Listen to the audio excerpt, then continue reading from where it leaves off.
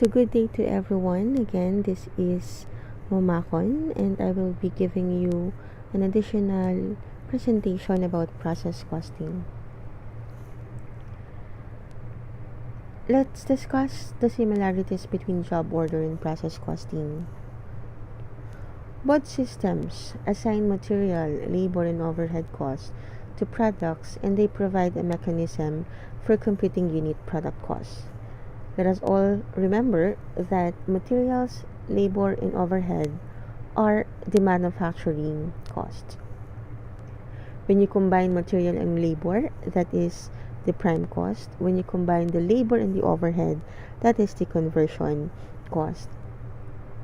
Second, both systems use the same manufacturing accounts, including manufacturing overhead, raw materials, work in process, and finished goods. Some books are using, instead of manufacturing overhead, they are using the factory overhead. If the company is using a controlling account, so what they are using is the factory overhead control. Third, the flow of cost through the manufacturing account is basically the same in both systems. What are the differences between job order and process costing? Process costing is used when a single product is produced on a continuing basis or for a long period of time, while job order costing is used when many different jobs having different production requirements are worked on each period. Systems accumulate cost by department. Job order costing accumulate cost by individual jobs. Process costing systems compute unit cost by department. Job order costing systems compute unit cost by job on the job cost sheet. So as you can see, process costing is on the continuing basis. Costs are accumulated by department, and unit costs are computed by department also. On the other hand, job order costing is used when many different jobs having different production. Job order costing systems accumulate cost by individual jobs, and the computation of unit cost is based on the job cost sheet. Let's have a quick check. Process costing is used for products that are, of course, the answer is similar and produced continuously. Processing departments. Any unit in an organization where materials, labor, or overhead are added to the product. The activities performed in a processing department are performed uniformly on all units of production. Furthermore, the output of a processing department must be homogeneous. Products in a process costing environment typically flow in a sequence from one department to another. So based on this slide, the process is performed uniformly, which means that whatever is applied on a product will be the same process that will be applied on the other products. It is performed uniformly on all products. The output is considered to be homogeneous. Okay, so there is identical. Say homogeneous, identical units. Learning objective number 1. Record the flow of materials, labor, and overhead through a process costing system. So again, materials, labor, and overhead are the total manufacturing cost. Materials and labor are the prime cost. Labor and overhead are the conversion cost. later on, the idea of conversion cost is very important in the process costing system. So what is the flow of materials, labor, and overhead?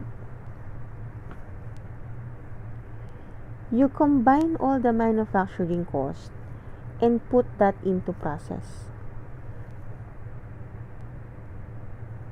When it is in the process, options are it will remain to be in process, or it will be completed, or it will be finished. Once it is sold, it will be part of the cost of goods sold. The flow of cost in a job order costing system, as I've mentioned earlier, it is based on job. So costs are traced and applied to individual jobs in a job cost system.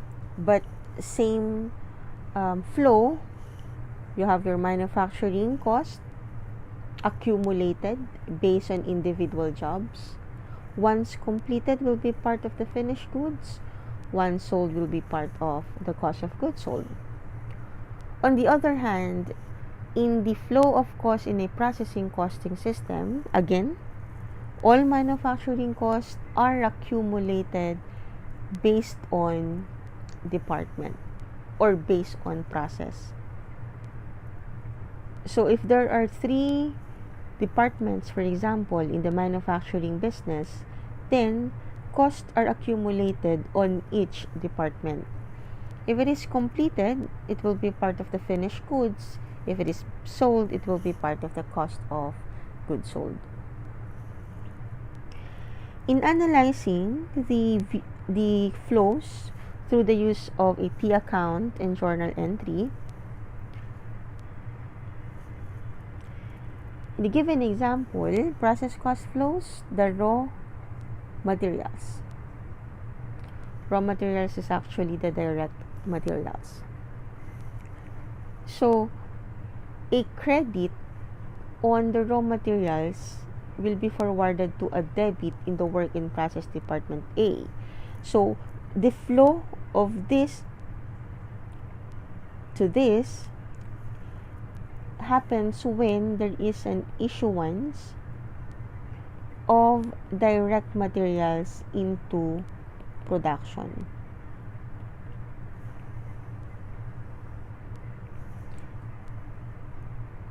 Okay, so the direct materials, most commonly, the first department, dyan nilalagay natin ang mga materials natin. But there are also tendencies and possibilities that direct materials are being forwarded on the following or the succeeding department. In terms of journal entry, of course, you will reduce your raw materials and then put it in your work in process inventory account. So as you will notice, there are 2 work in process available here, because one of the characteristics of a process costing system is the presence of more than one work in process inventory. 5 departments, 5 work in process inventory. In terms of flow of labor, of course, a credit of salaries and wages payable, or our payroll, accrued payroll,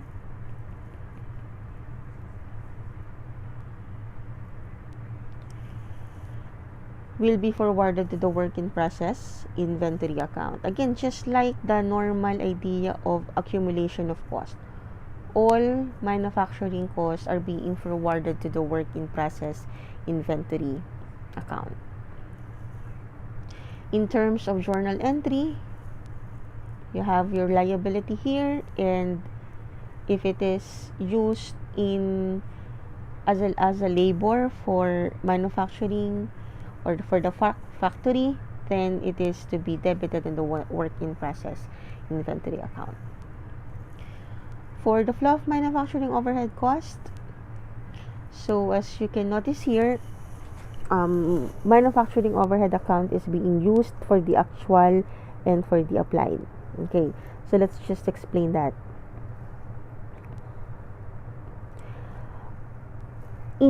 in accounting for manufacturing overhead, you can use control account. So if you are using control account, what you will be using is the factory overhead control for the actual overhead, and factory overhead applied for the overhead applied. But if you are not using a control system, therefore you can use the manufacturing overhead account title, debit it for the actual overhead, and credit it for the overhead applied to work in process.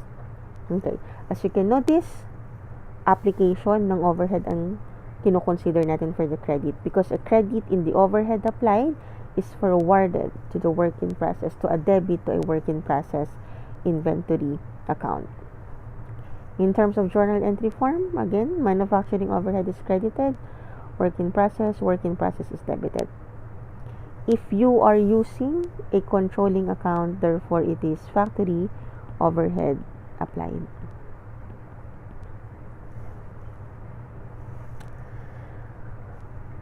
In terms of transferring from Department A to Department B, so bakit nagkakaroon ng transfer?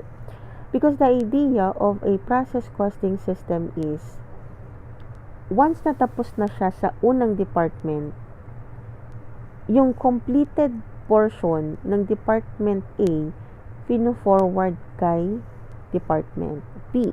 So, all of the material cost, labor cost, and overhead applied in Department A, pag natapos yan, so let us say 100 ito. Kung matapos yan lahat, therefore 100 din yung ita-transfer mo sa Department B. Okay, but let us say 80 yung tinransfer mo. So 80 will be transferred here. And the amount being transferred from Department A to Department B will be added to all manufacturing cost naman na in-apply mo or ginamit mo doon sa second department. That's why, class, uulit-ulitin lang natin, in a process cost system, the accumulation of cost is based on department, is per department. In terms of journal entry, you just cancel it or remove it from the work in process of Department A and then transferred it to the work in process of Department B. When the Department B is considered to be the last department, all cost of goods that are being manufactured, since this is the last department, will be forwarded to the finished goods. In terms of journal entry, you just cancel the work in process and then move it to the finished goods. In terms of transferring your finished goods to the cost of goods sold, so of course it will happen if there is a sale. So just the usual, you remove it from your finished goods because you will transfer it in the cost of goods sold. In terms of journal entry, credit it to the finished goods and debit it to the cost of goods sold. Please take note, this is an inventory account. Being an inventory, this is an asset. In this case, this is cost of goods sold, so therefore this is an income statement account. So what is the equivalent units of production? As the title suggests, it is the equivalent unit of production. Equivalent units are the product of the number of partially completed units and the percentage completion of those units. These partially completed units complicate the determination of a department's output for a given period and the unit cost that should be assigned to that output. Let us remember that in a job order system, you will identify the cost of the product once the job is completed. So, makakapag-compute ka ng unit cost pag tapos na yung product. On the other hand, in the process costing system, computation of unit cost happens on a regular basis, usually on a monthly basis when you prepare the cost of production report. So since the identification of the unit cost happens on a monthly or periodical basis, you have to identify or you have to compute for it. And it is a reality that during the end of the month, there is a possibility of the existence of units that are still in process. And if it is still in process, it means it is not 100% completed. Okay? That is why when you compute for the equivalent units of production, you get the percentage of completion of the partially completed units. So let's have this illustration. 2 half-completed products are equivalent to 1 complete product. So 10% or 10,000 units with 70% completion are equivalent to 7,000 complete units. So pag sinabi mong equivalent units of production, you are actually restating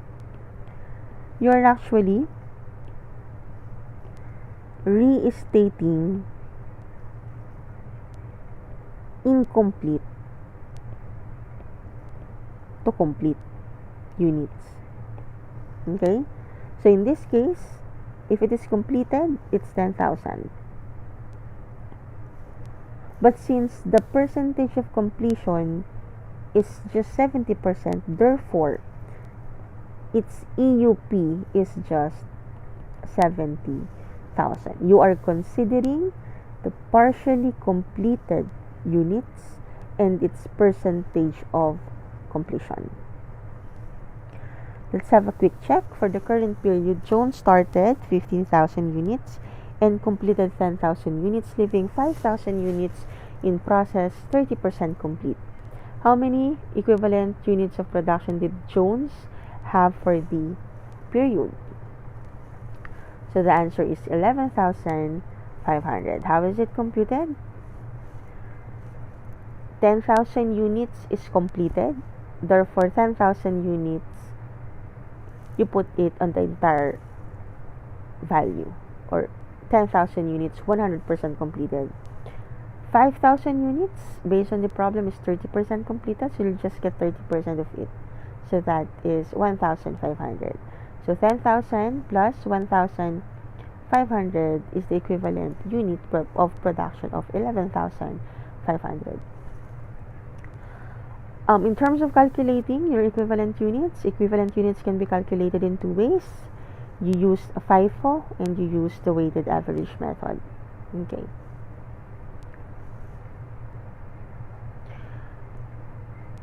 So basically, class, when you use the first in first out method, again, in process beginning is considered.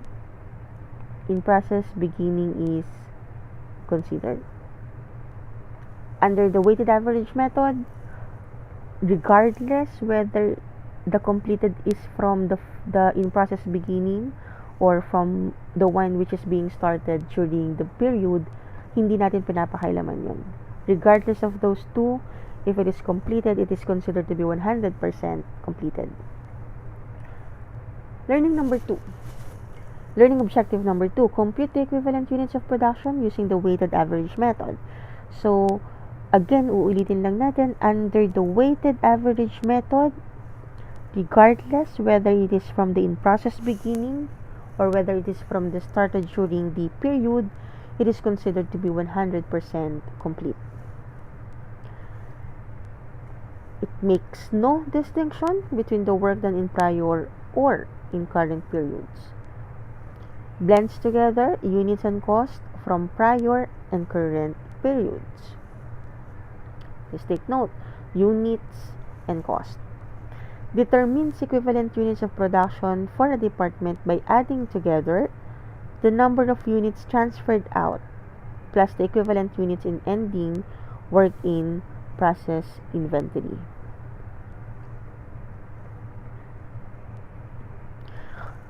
when you say class, number of units transferred out, so ito rin yung tinatawag na completed. And based on this, again, hindi niya kinonsider kung meron bang mga work done in prior period dyan. Basta ang sabi niya, if it is completed, it is 100% stage of completion. Treatment of direct labor. Okay. So, direct labor cost may be small in comparison to other product costs in process cost systems. This basically, identical nga yung units na ginagawa natin. The process cost is continuous. Normally, the direct labor is not that significant. That's why direct labor and manufacturing overhead may be combined into one classification of product cost called conversion cost. Ang pag-usapan natin yun kanina. The combination of direct labor and manufacturing overhead is called conversion cost.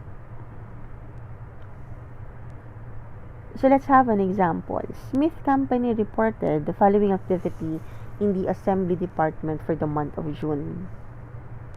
So you have here work in process beginning of 300. Units started into production in the month of June, 6,000. Units completed and transferred out, 5,400. And work in process, June 30, 900. If we will have a recall on the system's flow or the flow of your product, we have identified before or earlier that there are units to account for and units as accounted for. Okay? So in this case, the units to account for is the beginning and the units started. Because in this case, wala namang increase due to addition of materials. So 6,000 and 300, that's 6,300. And units as accounted for is the combination of 5,400 and 900, which is equivalent also to 6,300. Okay? Again, please take note, the units to account for must be equal to the units as accounted. Let us also give attention on the percentage available here. So what is the significance of the percentages here? Ang sinasabi lang dito, class, is that the 300 in process on June 1, in terms of its percentage of completion, 40% is completed based on materials and 20% completed based on conversion cost. The same is true with the work in process. 60% is completed for materials and 30% is completed for the conversion cost. Okay. Pero kagaya nga ng nasabi natin kanina, under the weighted average, wala yung pakailam kung saan galing ang natapos. Kung ang natapos natin is 5,400, wala siyang pakailam if this 5,400 ay kung saan nanggaling. Because if you follow the weighted average method, the 5,400 is considered to be 100% completed. But if you follow the FIFO average, or the FIFO method, you have to know that this 5,400 is actually 300 and 5,100. Which means that 300 is from the beginning in process and 5,100 is from that is started in production in June. So, ano ba yung importance nito? Kasi later on, itong discussion natin, naka-weighted average siya. So, bigyan natin ng konting overview kapag FIFO yung ginamit natin.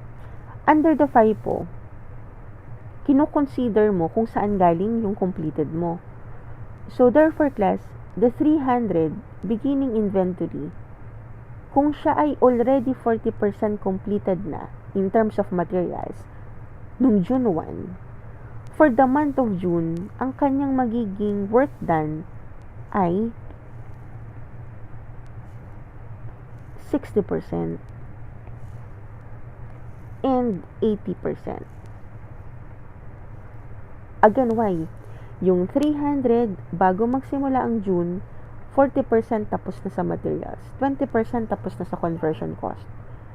So, kung siya ay nag-undergo ng process nung month of June, at siya ay kasama sa natapos, ibig sabihin, for this particular department, and this particular period, the month of June, 60% lang ang work done sa kanya in terms of materials, and 80% lang in terms of conversion cost.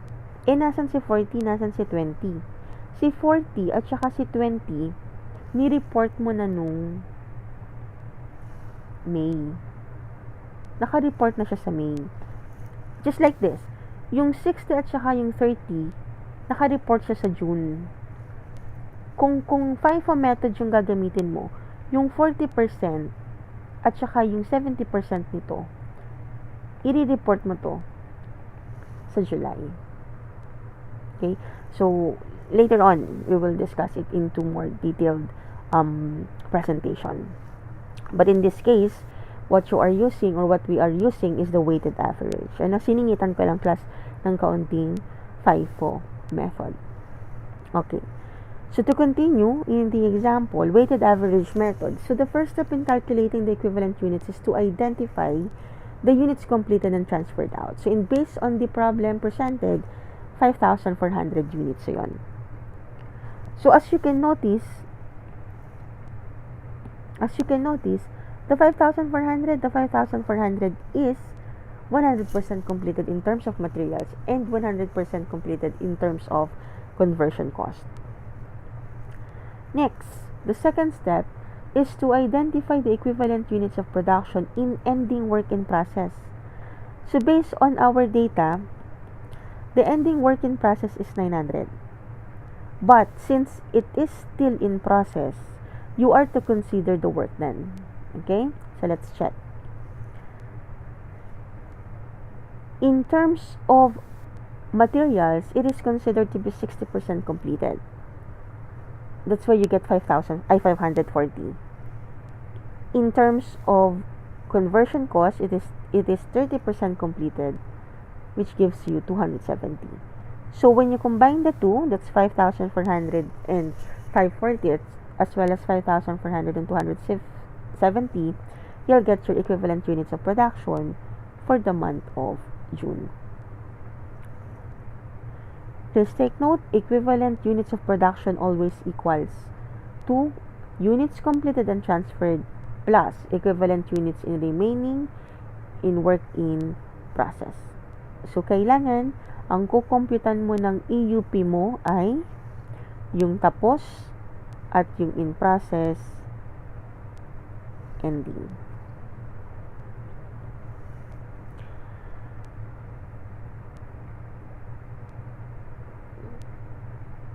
So here, this is just an illustration. Okay. So again, even if it is 40% completed, we follow the weighted average. We disregard that. We consider it as 100% completed for the month of June. In terms of conversion, again, disregard this because it is considered to be 100% completed for the month of June. Next, step learning. Objective number 3, compute the cost per equivalent unit using the weighted average method. So, kanina, you compute for the EUP. Ngayon, you compute for the cost. So, you have here beginning work in process inventory, materials, which is 40% completed. Okay, so these are your information.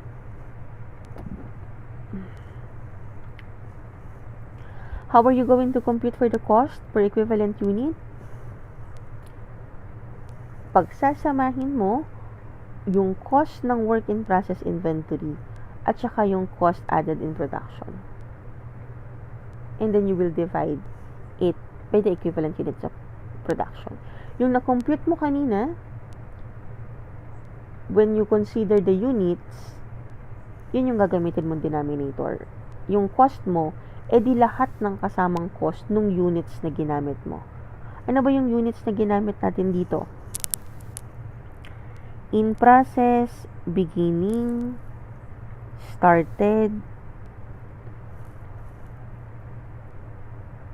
in process, end.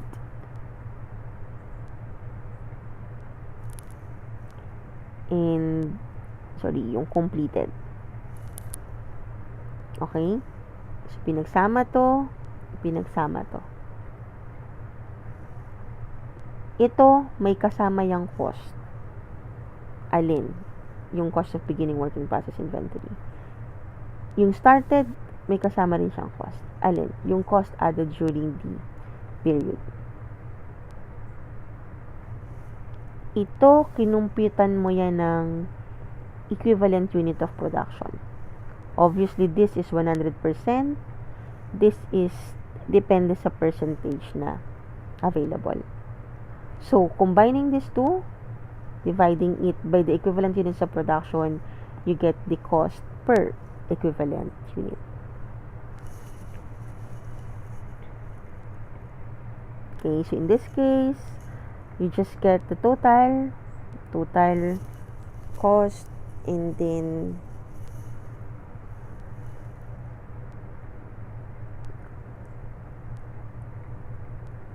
you just divide it by the EUP. So 124 divided by 5940, that's 21. 85050 divided by 5670, that's 15. Learning objective number 4, assign cost to units using the weighted average method. So based on that, equivalent units 540 to 70, ito yung kinumpute natin kanina. Cost per equivalent units, that's 21 and 15, computed also kanina. She'll be getting 11,340 and 4,050 for a total of 15,390. Which means, yung iyong ending work in process inventory, ang kanyang cost equivalent ay 15,390. You have to consider, itong ending work in process inventory na ito, so technically, hindi pa siya tapos. Okay? Kung yan ay job costing, malalaman mo yung unit cost niyan pag tapos na yan. Pero since this is process costing, kahit hindi pa siya tapos, malalaman mo na ang unit cost. Bakit nga? Kasi ni-restate mo siya sa kanyang equivalent units of production. So, in this case, 5,400, just multiply it again by the cost per equivalent unit. You get the cost of unit transferred out, so it's 194,400. So, pag pinagsama mo, 194,400 tsaka 15,390. Okay, pag pinagsama mo yung dalawa,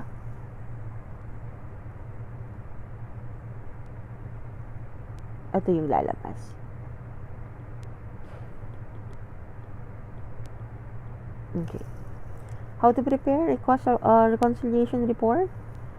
Okay, so cost to be accounted for, ito yun, 209,790. Yung in-account mo, again, equals silang dalawa. Operation costing. Operation cost is a hybrid of job order and process costing system. So, because it possesses both the attributes of the two.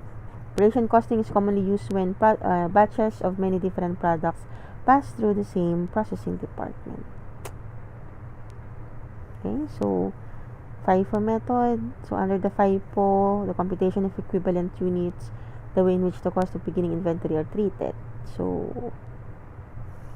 in this case, sabi nga natin kanina, kung 40 siya completed, kung 20 siya completed, for the month of June, 60 at 80 ang pinag-uusapan natin. Okay.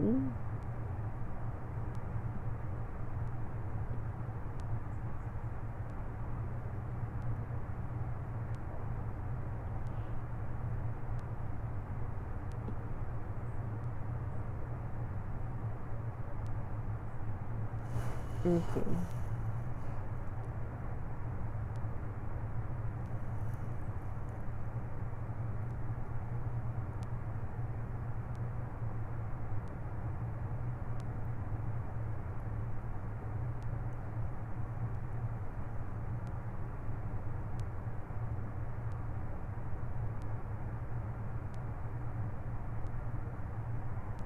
So, dito, as mentioned earlier, 60% yung gagamitin natin.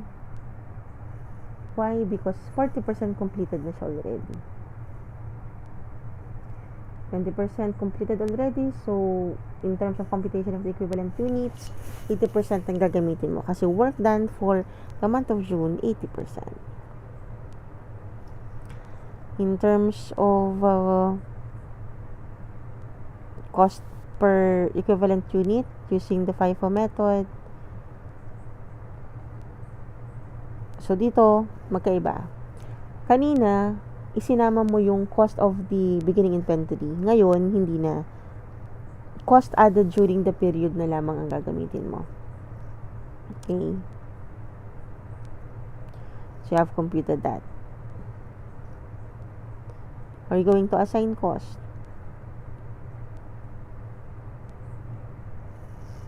Okay.